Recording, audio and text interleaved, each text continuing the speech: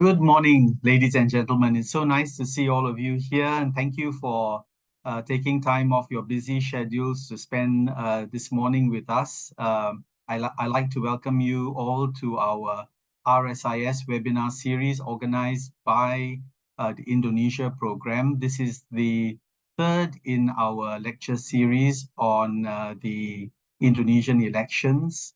If you recall, for those of you who have been part of our webinar series. We held our first election webinar on the 17th of January, titled Indonesia's 2024 Presidential and Legislative Elections and Elections Update. And basically that was an update covering developments in December and January. And we were honored to have Professor Firman Noor from the National Research and Innovation Agency and Dr. Jayadi Hanan from the Indonesian International Islamic University, UI3. And then on the 18th of January, we had our visiting senior fellow, Dr. Erman Lanti, who gave a presentation, How Would Indonesians Vote Next Month? Pak Erman is from Pajajaran University, and he gave some very interesting insights as well on election developments. So we want to round things up now with a presentation that is more regionally focused. Our seminar this morning is titled Indonesia's 2024 General Elections, Dynamics in Sumatra, West Java, Central Java, and East Java. And of course, we want to really zoom in now into how the electoral undercurrents are in Sumatra, West Java, Central Java, and East Java, and basically get a sense of elections both at the national level and at the regional level. We know that the presidential candidates are trending roughly, I guess, Prabowo Subianto and is hovering somewhere between 46 to 48%. Maybe he might cross over. We don't know yet. And we could see a one-round election, or we could see a two-round election, depending on what voter turnout is like and how the elections dynamic plays out as we are just 1 week away from the 14th February election. We're looking at basically the most populous provinces in Indonesia. And we're very fortunate that we are also able to look at dynamics closer to Singapore at the Riau Archipelago. We haven't had actually the privilege of having Dr. Syed Fauzan Riyadi speak at RSIS, but it's a real delight to have our neighbor, actually a very close neighbor, with us this morning. Dr. Syed Fauzi Riyadi is the Executive Director of the Center for Southeast Asia and Border Management Studies at the Raja Ali Haji Maritime University in the Riau Islands province in Indonesia. We are delighted that you are here, Pak Syed. So nice to see you.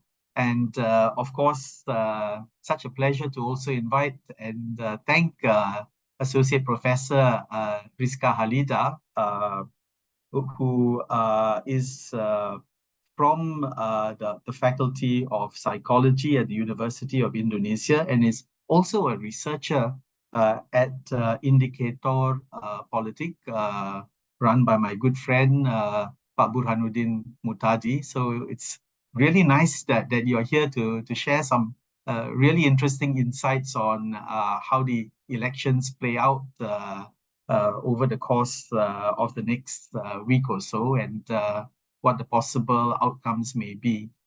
So let us now begin, and let me invite Ibu Rizka to start our seminar. Thank you very much, Ibu Rizka. The floor is yours now. Okay. Thank you. Thank you, Dr. Leonard Sebastian or Pak Leonard, for the invitation and also the introduction. I would like to talk about especially about 2024 Indonesia general election, especially in West Java, Central Java, and East Java. And before that, I would also to send my greeting from Jakarta to all of the participants of the webinar. And let me share my screen. Yeah.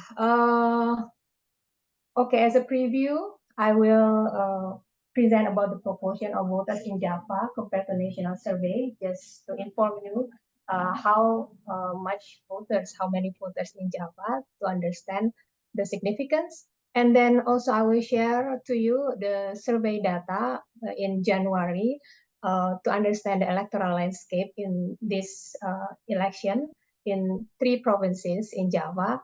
Also, my observation on candidate strategies and the battlefields, and also, if we have time, I will also give the summary. But first, let me give you the description of why Java is important in Indonesia election. This is the map of Indonesia with registered voter number, and for Java here, we have about 58% of total registered voters, and from the 3 provinces, we have 47% from West Java. We can see that the proportion is 17.6%, Central Java 13.9%, and East Java 15.5%. So basically, almost half of the voters in Indonesia resides in Java. That's why we need to take a look of the data from Java. Now, I would like to share you the survey result from Indicator Politik Indonesia. Me and my colleagues held survey in 10 until 16 January with 1,200 samples, and margin of error, assuming simple random sampling, is plus minus 2.9% with level of confidence 95%. First, this is the party preference of the respondents. Overall, we can see that PDIP led with 20.7% in our ballot simulation, while Gerindra in second position with 16.5%. But the difference between these two parties only 4%. It's very close competition. And in the third position, we can see Partai Golkar with 12.2%, PKB in the fourth position, 9.2%, PKS 6.1%, Partai Demokrat 6%, Partai Nasdem 6.1%, and PAN 5.6%. While other parties is below our parliamentary threshold. But yeah, we can see this is there are 2 color here. We use different simulation in the same survey with only 3 pairs simulation using name and ballot simulation, and the red one is the ballot simulation. How about the trend of party preference? We can see here that especially after the registration of presidential and vice presidential in KPU or electoral body, we can see that PDIP tended to decline. The red one is PDIP data from our previous surveys, while Gerindra showed increase in support. PDIP declined from 24% to 20.7% in January, while Gerindra increased from 14 to 16.5%. While other party also show increase, Golkar and PAN especially, even though not much, but the trend is up, and other party is quite the same. And this is the presidential and vice presidential ballot simulation until 16 January. we can see that Prabowo Gibran in our survey got 48.55%, while the other two pairs, which is Anies Mohaimin and Ganjar Pranowo, they are in the very close competition, or we can say that they're relatively even. So with this data, we can still waiting for the newest development, but based on this data, we can only say that if the election in 2 rounds, the probably Prabowo Gibran will go to the second round, but the competitor we didn't know yet. And this is the trend from our face-to-face survey and phone survey. After the presidential debate, Prabowo Gibran had stronger support, the blue, light blue one here, we can see. And then Anies Mohaimin and Ganjar Mahfud slightly declined. If we take a look in the P and VP vote based on social demography, we can see that until January survey, all the based on most socio-demographic of the voters, we can see that Prabowo Gibran ahead compared to other pairs. But we can see here the interesting result. Only in DKI Jakarta, Anies Mohaimin is ahead there. And based on parties, we can see that parties that support each of the presidential candidate follow their parties. I mean, the voters from each parties follow the support from their parties. And also the support from Prabowo Gibran comes mostly from those who approve Jokowi, while those who disapprove Jokowi tend to vote Anies Mohaimin. And also based on 2019 votes, Prabowo Gibran have those who vote Jokowi Ma'ruf in 2019 and also their own base, while Ganjar Mahfud have Jokowi Ma'ruf Amin supporter in 2019, but only from PDIP. So this is This explains why Prabowo Gibran is still ahead now. Now we move to each of the province. In West Java, we can see that Prabowo Gibran declined from the January to January survey here, while Anies Mohaimin tend to increase. Also, Ganjar Mahfud increased only a bit, but the contestation in West Java is still tight now, especially between Prabowo Gibran and Anies Mohaimin. How about in Central Java? We know that Central Java is the PDIP basis, and here, especially after 27 October until now, the vote for Ganjar Mahfud tend to decline, and Prabowo Gibran tend to increase. So they are in very close competition now with the same support in Central Java. While in East Java, Prabowo Gibran is ahead and keep increasing, while Ganjar and also Anies tend to decline. This is the map for until January 16th. Now we take a look to the candidate strategies. Basically, all the candidates use the 6 mode of strategies. They use massive campaign, whether it is offline, through mass media, or online. If you go to Indonesia now, you will see many billboards, poster, rally, and canvassing, and also in television and social media. And candidates also use party machines at the national and also the local level, and also use networks such as community organization and community leaders. Community organizations such as NU, Muhammadiyah, Majelis Taklim, while community leaders such as chief of village. And then also the incumbent effect, and in this case is Jokowi. It's because the approval ratings of Jokowi is so high, between 70 and 80% of people approve his performance. And with this higher approval, other candidates use associative campaign, especially Prabowo Gibran. And then other strategies, also the narrative. There are at least three narrative here: continuity, change, and improvement narrative. Maybe you can guess who use continuity, change, and improvement each. And other strategies also non-programmatic distributive strategies such as vote buying and clientelism, especially in legislative campaign here.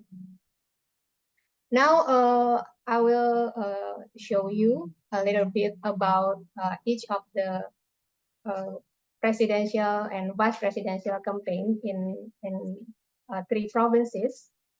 First, Anies Mohaimin, they use change narrative and they are very critical to Jokowi's policies. And in West Java, they utilize PKS network. PKS is the strongest supporter of these pairs, and they also garner support from ulama such as in Garut and Bogor. They use also dialogue in Central Java with campus and communities, and approach ulama in North Java Beach and indigenous community. While in East Java, they use PKB and NU network and ulama network, and also use informal campaign. The popular program of them is the Anies Support for K-popers, Jakarta still Indonesia capital, and they will develop 40 cities to equal with Jakarta. How about Prabowo Gibran? They use continuity narrative. They associate themselves with Jokowi. There are at least 2 or 3 times when Jokowi and Prabowo have lunch or dinner to associate with Jokowi. They use Gerindra and Golkar network in West Java, and also recruit very prominent figure in West Java, such as ex-governor Ridwan Kamil to lead the campaign. And in East Java, they recruit former governor of East Java, Kofifa Indar Parawansa. She has the highest approval rating, the government with highest approval rating. And also in Central Java, they penetrate to PDIP base using Jokowi influence and recruit also prominent ulama such as Habib Lutfi as campaign team. Their popular program is free lunch and milk for school children. While Ganjar Mahfud, they use improvement narrative. They use mostly PDIP network, and they involve Megawati in the rally, also approaching ulama in West Java, but also targeted the secular segment of the voters. In Central Java, of course, maximize PDIP basis to resist from Jokowi influence. They target farmer or fisher as PDIP main supporter. They also, in East Java, they maximize PDIP basis, and their popular program is KTP Sakti and free internet. Also, Ganjar menginap, they stay in people's house. And how about the battlefield? Actually, all the we say dapil here, all the area of election is a battlefield in Java, but I should say there are at least 5 areas that can be mentioned as battlefield. West Java 1, West Java 1 is Kota Bandung and Kota Cimahi. West Java 2, Bandung and Bandung Barat. West Java 5, it's Bogor. West Java 6, Kota Depok and Kota Bekasi, and West Java 7, where there is Purwakarta and Bekasi and Karawang. The area have in this area the competition is very tight, especially for legislative election involving big names, which is incumbents on or celebrities from Gerindra, Golkar, PDIP, PKS, Nasdem, Pan Democrat and PPP. As a preview, in 2019, Gerindra is the winner in all West Java.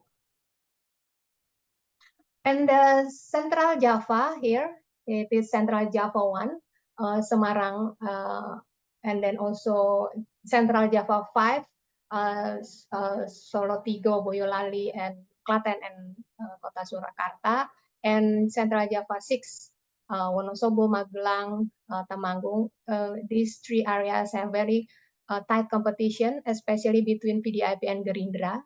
And we should also say that it's between Jokowi Gibran's base and PDIP supporter. As you may already know that, especially Kota Surakarta is Jokowi and Gibran's base. Ibu, 5 more minutes, please. Okay, and East Java or Jatim here, we have East Java 1, 5, 7, 6, 7, and 9, where the competition is very tight among PDIP Ganjar, Gerindra Prabowo, and PKB and Anies. Also other parties such as Democrat, especially in East Java 7. Okay, I think I don't read out the summary, Dr. Leonard. Maybe we can discuss it more later because of the time. Thank you.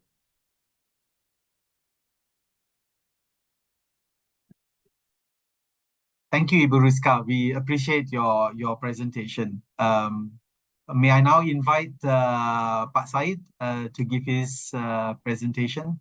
Pak Said, please. Thank you, Pak Leonard. Thank you very much for the invitation, and good morning to all the attendees. Allow me to share my screen and begin my presentation shortly after. Thank you. So my presentation will be pretty much focused on Sumatra. So this will be the outline of my presentations. And okay, so Sumatra is I think another features in Indonesian's electoral politics, because Sumatra Sumatra has 21% of total national votes, where there are 3 provinces which are the highest numbers of voters: North Sumatra, Lampung, and South Sumatra. In terms of national politics, Sumatra will have 126 seats of DPR RI, or national legislative bodies.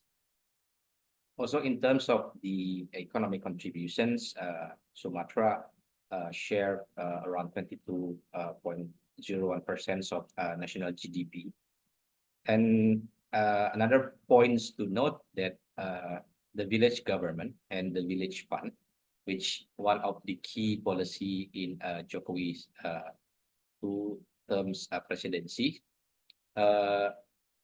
we have 23,000 village government in Sumatra, which consists 30%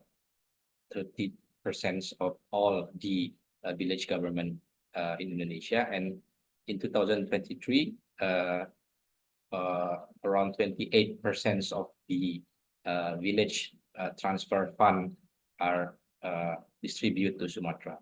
Also, another feature is Sumatra. We have a lot of ethnic diasporas in Java, which can be said that it influenced a lot of dynamics in Java also. So the strategies used by all the candidates is almost the same as Prof. Rizka mentioned earlier, that they have a generic strategies, deployments of presidential emergency winning teams, roadshow, social media campaign. Anies Muhaimin have a focus more on markets and another tailor-made program on each district. where Prabowo Gibran tends to have mass gathering and visit to informal and creative workers, which is also a strategy of Ganjar Mahfud. They also try to, up their image, secular image, by visiting ethnic and religious activities. And the other things to note that beside the campaign winning team's strategy, the parties, each of the political parties is also gather their volunteer teams and manage local events.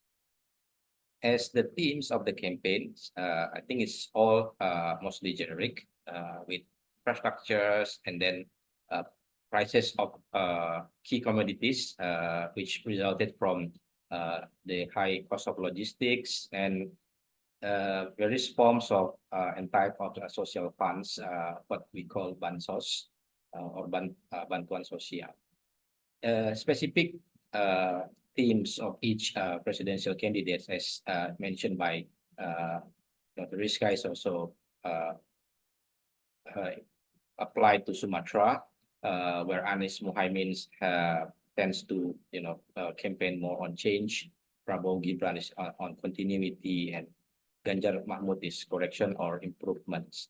But the most important things that I notice is that bottom line, all the presidential candidates has a strong campaign teams where they maintain the existing village government, which just recently there's a change in the regulations in the office term of a village chiefs. They extend the office terms of a village chief from 6 years to 8 years.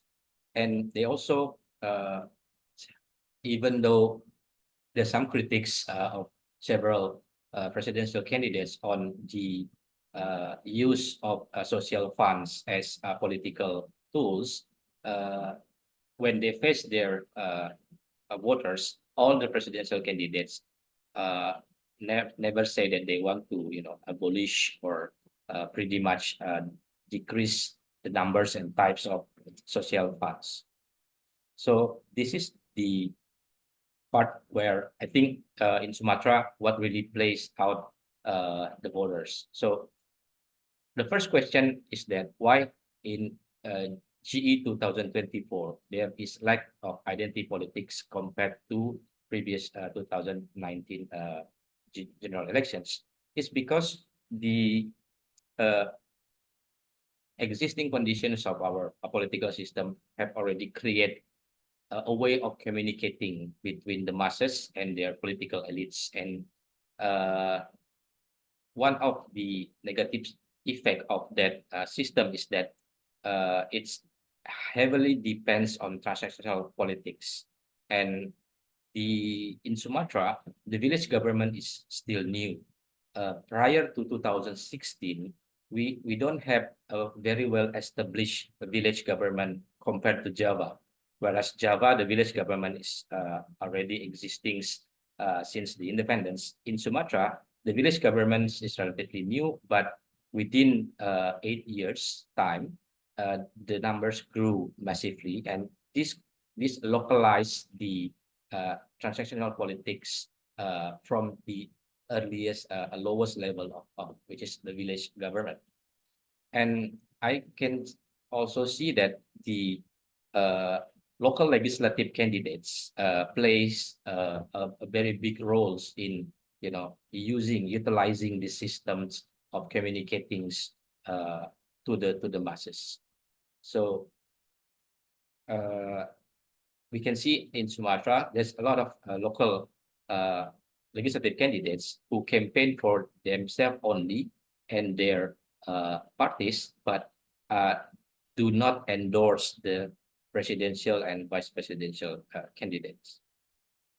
Okay, so the decisive factors who will move the voters in Sumatra, in my opinion, that this is the graph of the 2019 GE result in the regency and city level legislative. So all this time, the winners, the legislative members, they have the pork barrel where each legislative members able to utilize certain numbers of local budget to ask the executive branch to create some sort of programs in their own respective voters area. So this is another feature that the local legislative politics have an early start, in campaigning and in maintaining the voters in the areas. And as we can see that in Sumatra, Prabowo Gibran, based on the current political party coalitions, still owns and still able to access more local legislative members rather than the other two presidential candidates. The other significant factors that will move the voters in Sumatra is that the local legislative members will then create their own poll station witness. So they create a team member in each poll stations, and in other in most of the team members, they also play a role as cashiers, which I will explain later. Okay, and then I view that because Sumatra voters is mostly pragmatics. The one of the decisive factors is the what we call the down attack or serangan pajak or vote buying practices. In Sumatra, we have the types of giving the monies in individual or in package, as in given to some sort of coordinators. The amount of money can be cash in front or part of down payment. Half of the money is given before the vote, and half of them will be given later. And we also see a lot of creativity in terms of how this payment is done. We see cases using, banking vouchers, online shopping vouchers, etc. And then we see the team. It can be a community leaders, formal community leaders like the town small village leader or community leaders, and also the campaign team, which basically can be a political parties member or recruited from outside the parties. And also we see a features of the protections from the GE institutions like KPU or Bawaslu and law enforcements. So we see already in Sumatra happen a lot of cases of unneutrality of the GE institutions. So the other things is that if we look at the Sumatra's voters, the main voters are also the workforce. We can see that in almost all provinces, most of the voters are still working in informal jobs. And if we look at the educations of those voters, we can see that almost half of the existing voters and also in workforce, only their education is only until junior high school. So these two indicators will give you pretty much the descriptive explanation on the voters and might explain their voting behaviors. So to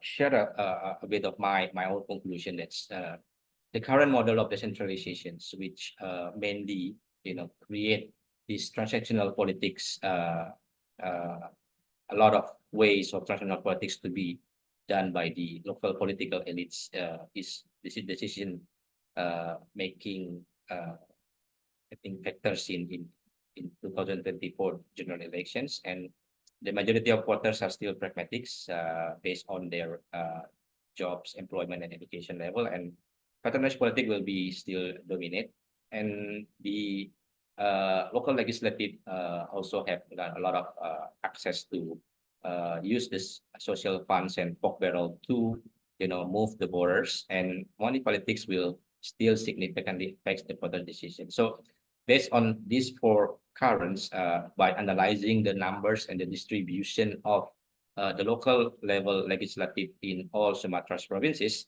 I can project the with the pie chart on your websites that my takes on the presidential election that the Prabowo Gibran will probably won the GE in Sumatra, but the numbers will still be varies because there's a lot of change in political coalitions and also the others dynamics. But the current dynamics of the critics to Jokowi's intervention to GE will not really reach out to the majority of the voters because it's more an analytics way of thinking, and the voters have already enjoyed the social funds and other parts of patronage politics in Sumatra, and they will continue to ask them for the futures, and that will be the base of their voting for the legislative and the presidential elections. Thank you.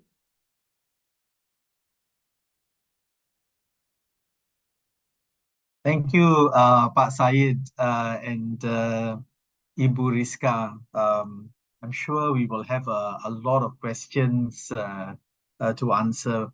We've got quite a bit of time, thankfully, at least just under half an hour. So I hope both of you can also revisit some aspects of your presentation that you want to highlight in greater detail. I've been covering elections since, my first election was 1997. So this is like my 7th election. And every election is exciting, for me. But I am, of course, interested to see the linkage between the current election and the past election, especially 2014, 2019. I wonder whether both of you can ponder a little bit about the state of religious and political polarization in these regions. Of course, I don't get a sense that it is as polarized as it was in 2019, but maybe we are looking at it at the macro level. We are not looking at it at the micro level. Maybe there is more polarization at the micro level. I would be grateful if both of you can address that issue while we look at some of the questions. Yes, please. Syed, why don't you start looking at Sumatra, especially what you have observed in Capri? Yeah. And then we will move to Ibu Rizka. Okay. Thank you, Pak Leonard.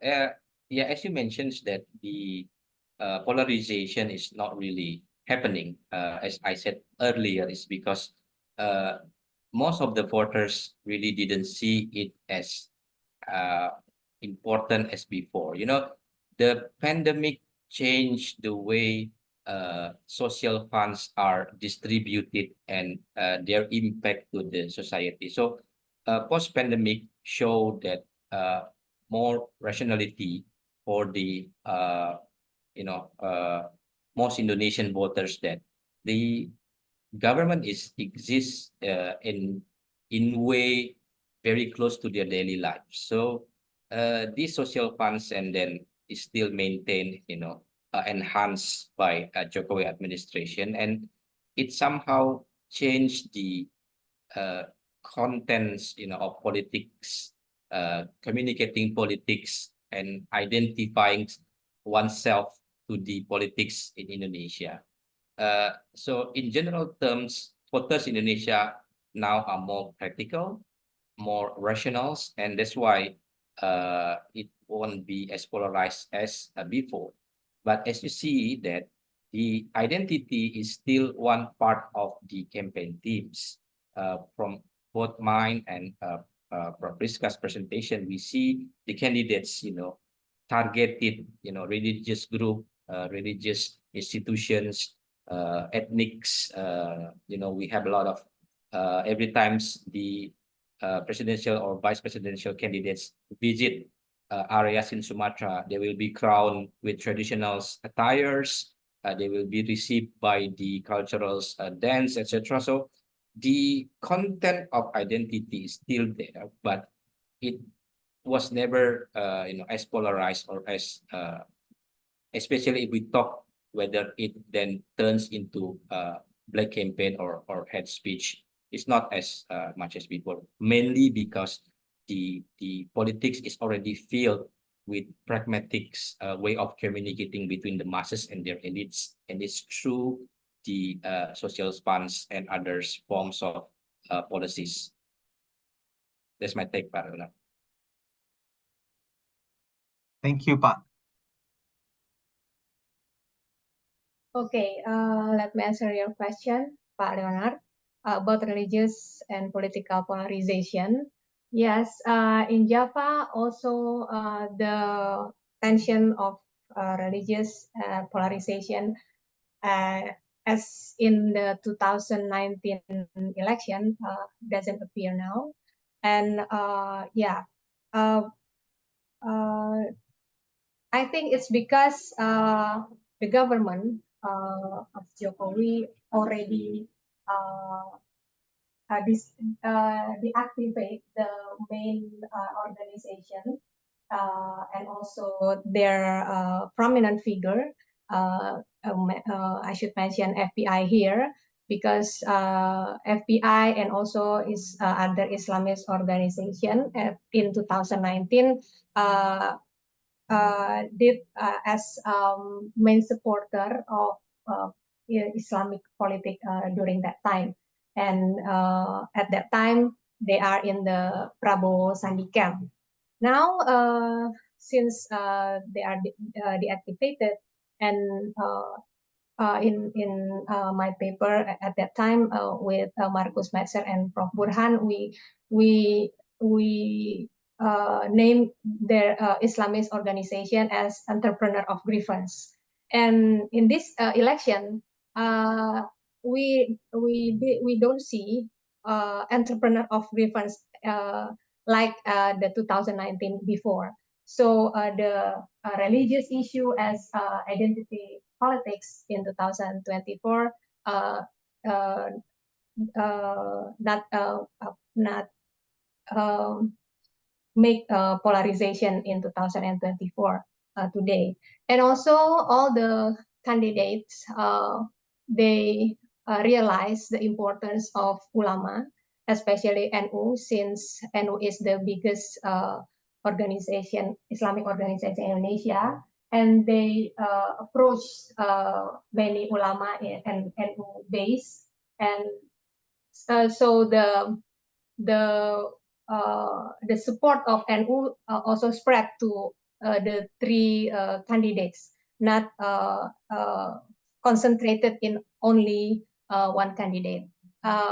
In our recent release of Jawa Timur or East Java survey, we see that NU member or NU affiliated person, they spread to the three candidates,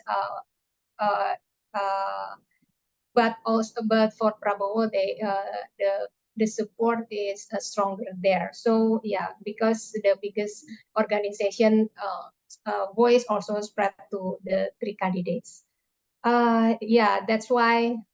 And one more thing, I think the issue now is more to protest. Maybe I can see it's the protest or critics for the government rather than Islamic group for their neutrality in this election. I think it's my take, Pak Leonard. Thank you, Ibu. Yes, actually, that is a very interesting observation. I mean, we're seeing the whole issue of institutions being compromised, right? In this regard, and perhaps in terms of the questions that are being posed here regarding the latest developments. I would appreciate if both of you could give us some update, particularly on what has happened in the aftermath of the last presidential debate. Can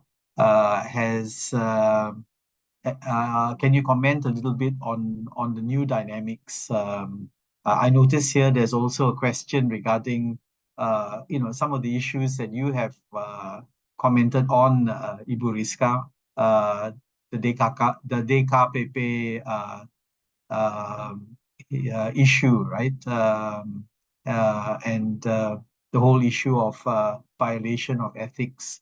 And I think for both of you as well, the whole issue of local politics, right? And the influence of village chiefs, and this whole business of the impact of political clientelism, right? Could you comment on these issues, please? Thank you. Ibu Rizka, would you like to go first, or Pak Said? Okay. Okay, I will go first, if you may, Pak Said. Yes, please. Thank you. Thank you, Pak Renar. Yeah, the presidential debate, the first we should know the numbers of those who really watch the presidential debates. The numbers is less than 50%. So many of the majority of Indonesian voter didn't see the debates, and also among those who see the debates, there are a tendency to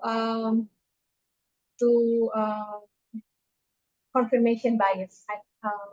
They support one candidate, and the debate only to make their support even stronger to their initial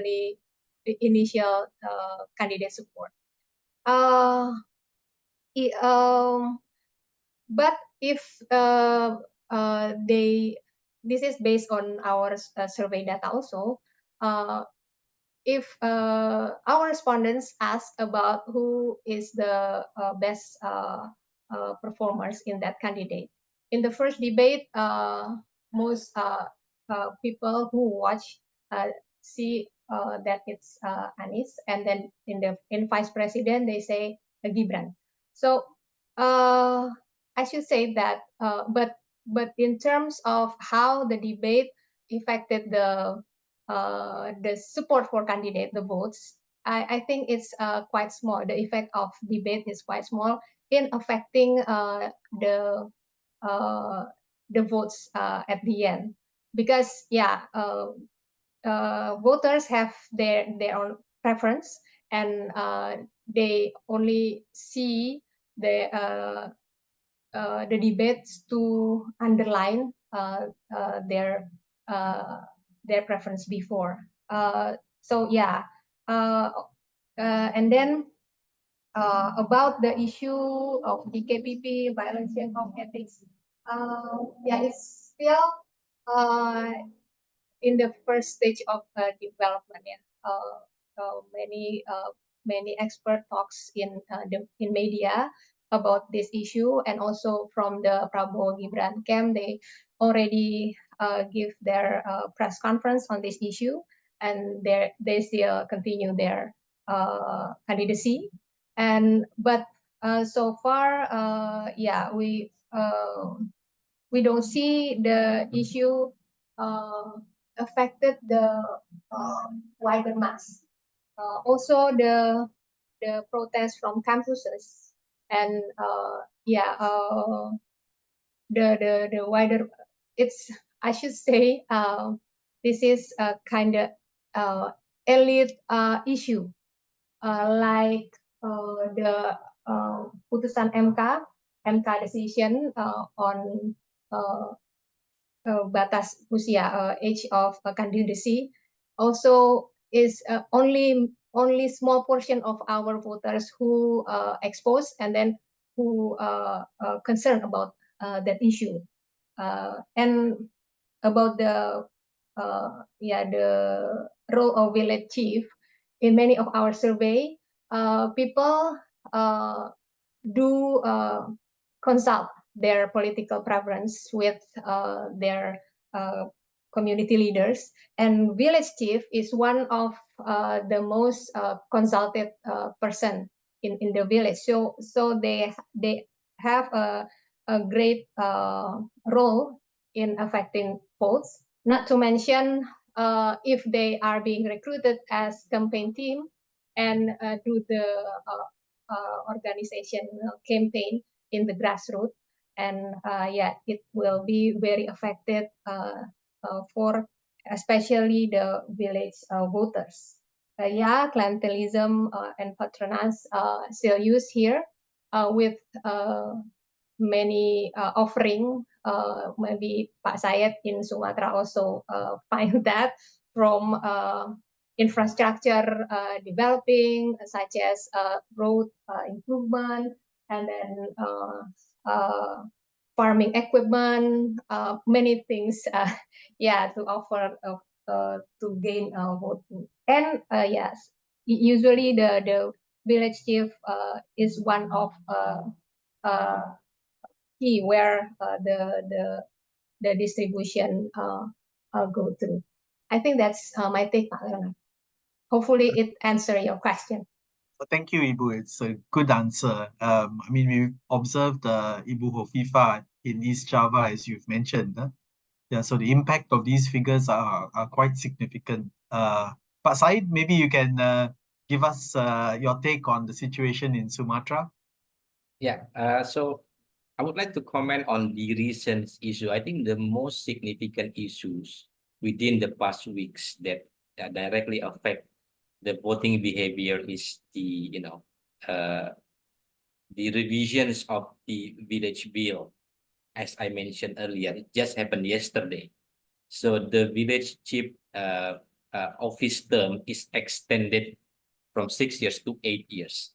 This is a very huge moral boost to the village chiefs right now at the moment, direct immediate impact to their motivations on the field, as well as their motivation to, move the voters based on their own preference, whether some might be part of a recruited political campaign teams, some maybe a little bit more idealistic, in pursuing their own idealism of ideal presidential candidates to their peoples. Maybe others a little bit more pragmatic. He or she will follow the money.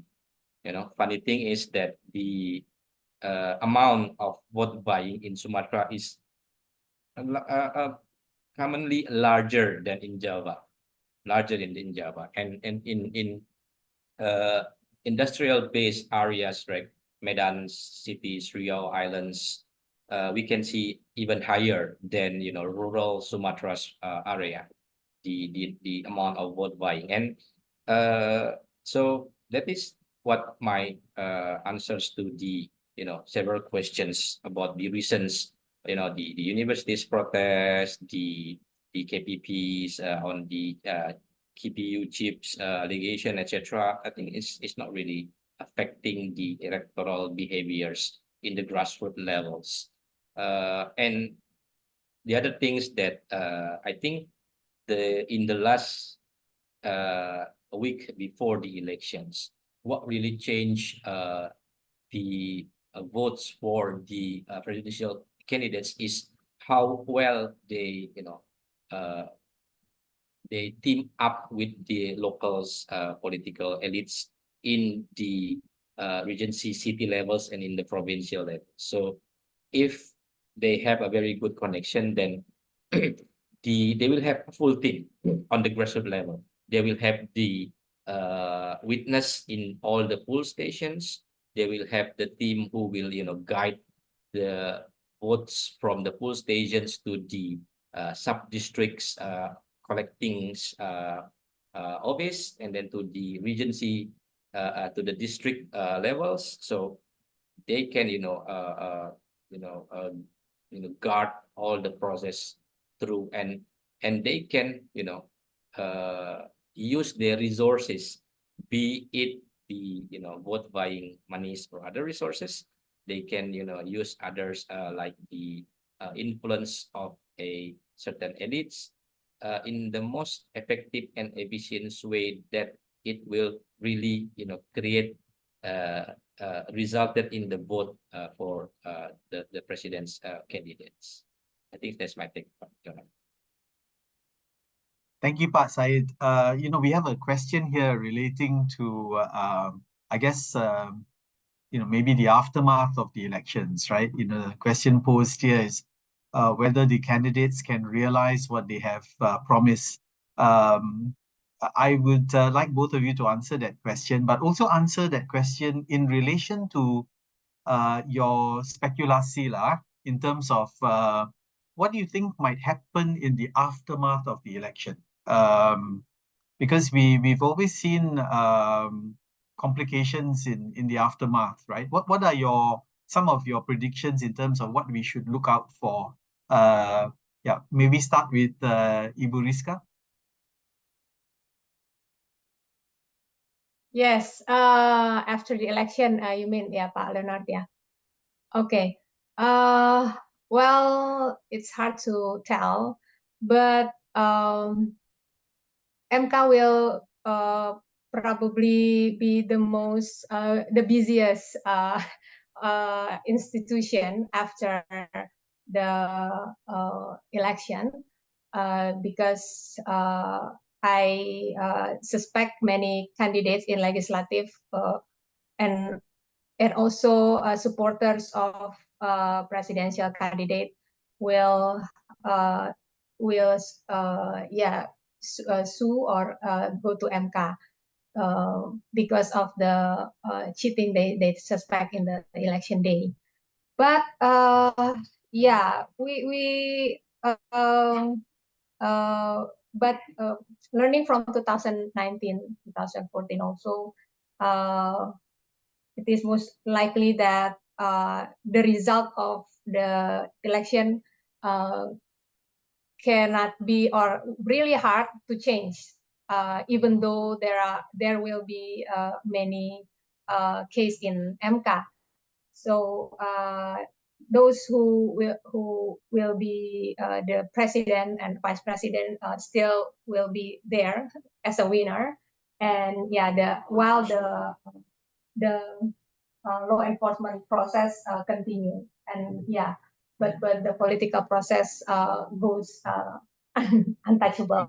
I don't know if I say untouchable, it is right or not, but yeah, the political process still continue. I think, yeah, it's quite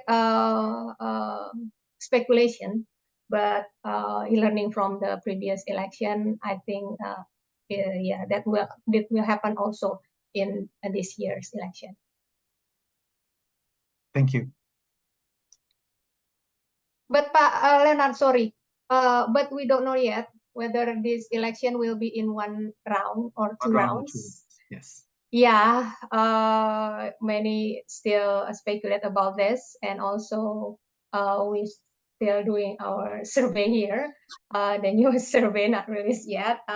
Yeah, we still cannot predict whether this will be one or two rounds. But if it is two rounds, there will be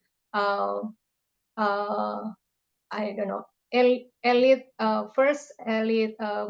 movement, especially maybe between Ganjar and Anies camp. There is an issue circulated today that they will collapse if one of them make it to the second round.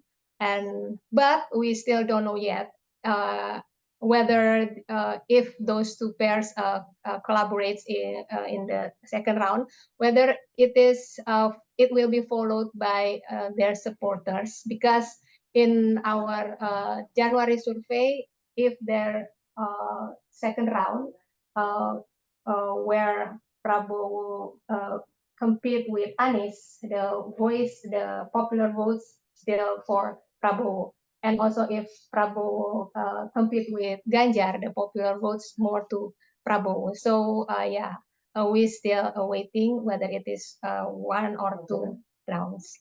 When will indicators survey be out, Ibu?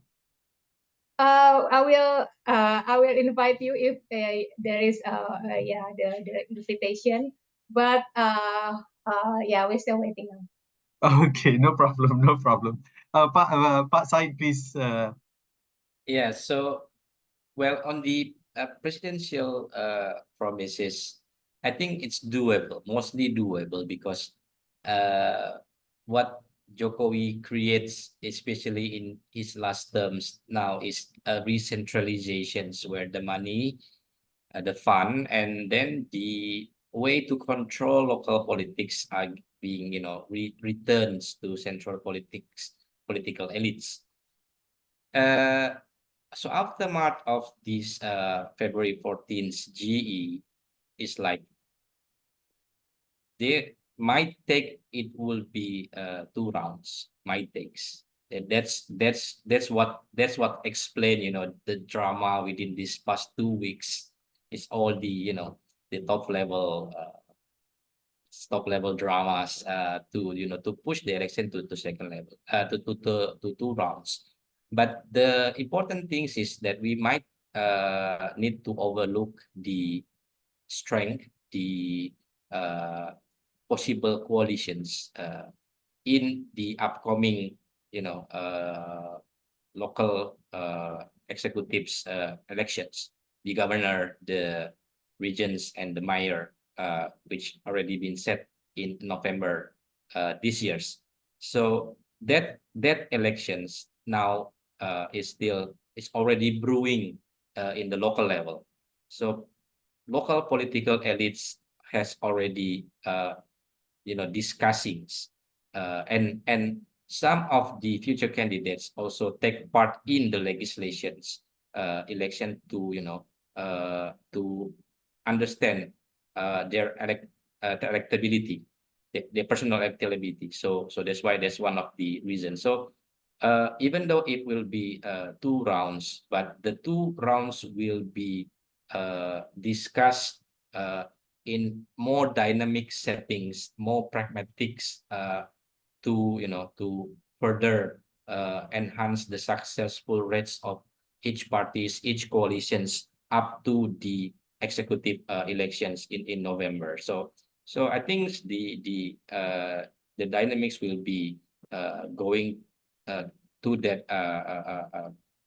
way currently, and what makes the discussion will be in continuum with the presidential elections and the executive elections. The main reason is the structures of Indonesian politics today, which re-centralize the powers and the money to central political elites. So this is a relatively stable systems created by Pak Jokowi.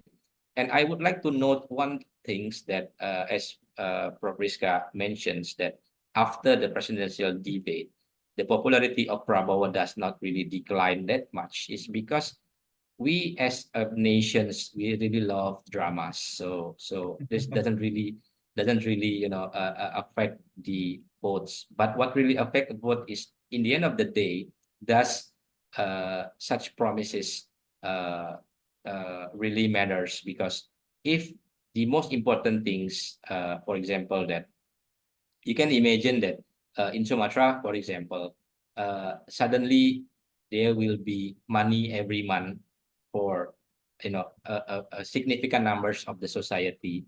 They didn't have to do anything, and it's what the program of Kartu Prakerja before, etc. Another form of bansos social funds before.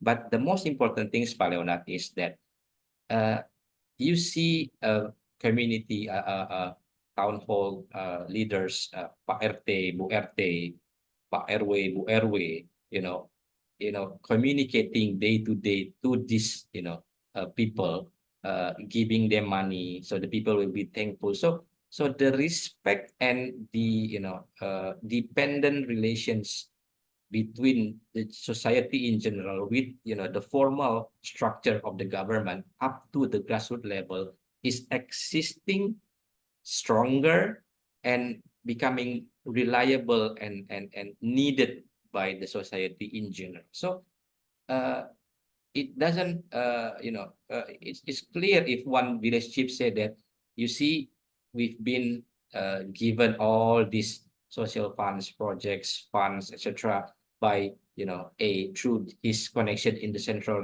level government. So why can't we vote him next? So this is what really matters, in each part of Indonesia, especially the pragmatic islands of Sumatra. Thank you, Pak Syed. We are already running late, but I must ask both of you just these last questions, please, if you don't mind. Your prediction regarding voter turnout, primarily because the 2019 election, we had 82% turnout. Right now, Prabowo is, I suppose, doing very well with Gen Z voters, right? So will he be able to get them to come out to actually vote for him? I mean, that might determine actually the whether we see a 1 or 2 round contest, right? And also, we always keep forgetting that there's also a general election happening. And I wonder if you can just highlight a little bit about your thoughts on party identity. Party ideology, excuse me.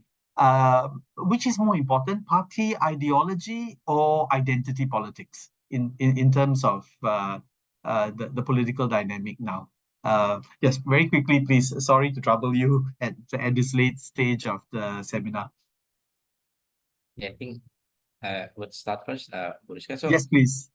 Party ideology or identity politics, it really, both of them really comes after the that relations between the elites and the masses that has been built, maintained, and fueled by the system of social funds, the system of pork barrel. Currently, if you check in the regency and local city level legislative members, each of them yearly will be able to allocate around 2 billion, 10 to 20 billion rupiah per member, but not in cash, but in terms of program. So they can separate this. And usually they will be separated, for example, in infrastructure project, we have these limits of if the project is not over 200 million rupiah, then they can directly appoint the company who can do the projects. So by one project, the local legislative members can have good deeds, political good deeds to one company and all the workers in the projects, and also to the community who will enjoy the infrastructure project. So this what really matters, Pak Leona. So if this is fulfilled, then identities or ideology comes after. It really just to cater, the idealistic side of voters, the continuity of organizations. So social and religious organization will still have to sell their identity and ideology for their own existence, but it doesn't really translate into their power to move the masses.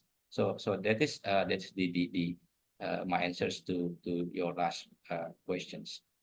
Thank you, Pak Syed. Ibu Rizka, Prof. Rizka, we'll leave you with the last word. Okay. First, I will answer your second question about party ideology and versus identity politics. In terms of party ideology, I think at least there are two parties that still have party ideology in their mass base. The parties are PDIP, especially in Central Java, they yeah, they still maintain their voters with party ideology of PDIP. And also the PKS, they have a strong party identification based on ideology, and PKS bases mostly in West Java. And from our survey, PKS, although Anies and Muhaimin doesn't come from their parties, but the support from Anies, support for Anies Muhaimin from PKS base is the highest, even compared to Nasdem and compared to PKB itself. So, when we talk about party ideology, I think those two parties were mentioned. But for other parties, yeah, I agree with Dr. Syed mentioned before. Other parties don't have a strong ideologies like PDIP and PKS, and they tend to mobilize their voters by distributed programs. Also, their campaign network from the national, regional, until village, and also RT and RW. So basically, they mobilize their supporters using distributive type of campaign. And also a figure in this case, they sell a figure of presidential and vice presidential candidates. And for the question about voter turnout, yeah, it is difficult to answer, but I suspect the turnout will still be high, at least above 75%, because people also excited to come to the ballot. But I don't know if it is as high as in 2019, but I believe the campaign coordinator in each campaign campaign team of the candidates will mobilize their basis of supporter in each area to go to the ballot. About Gen Z, yeah, they mostly they support Prabowo Gibran, but the other question is whether they want to go to the ballot at the D-Day or not. Yeah, it really depends on the campaign team in the grassroots level to mobilize the voters at the D-Day. Yeah, that's my take, Pak Leonard. Hopefully, I answered your question. Thank you. You've been most generous with your answers, Ibu, Bapak.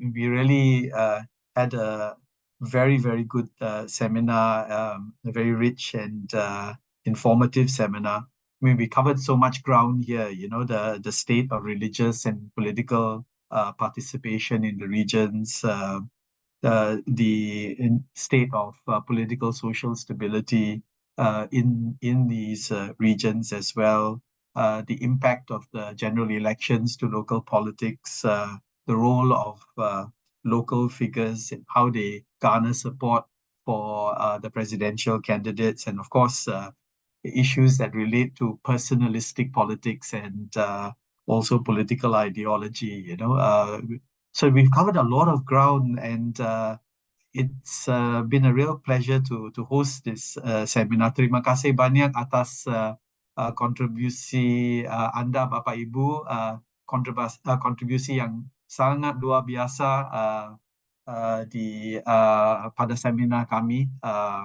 Kami belajar banyak dari wawasan Anda, and thank you so much for sharing these insights with us this morning. And I also want to thank all our audience for spending time with us this morning. And We look forward to a good outcome for the presidential and general elections in Indonesia, outcome that will provide a secure, progressive, and a prosperous future for Indonesia.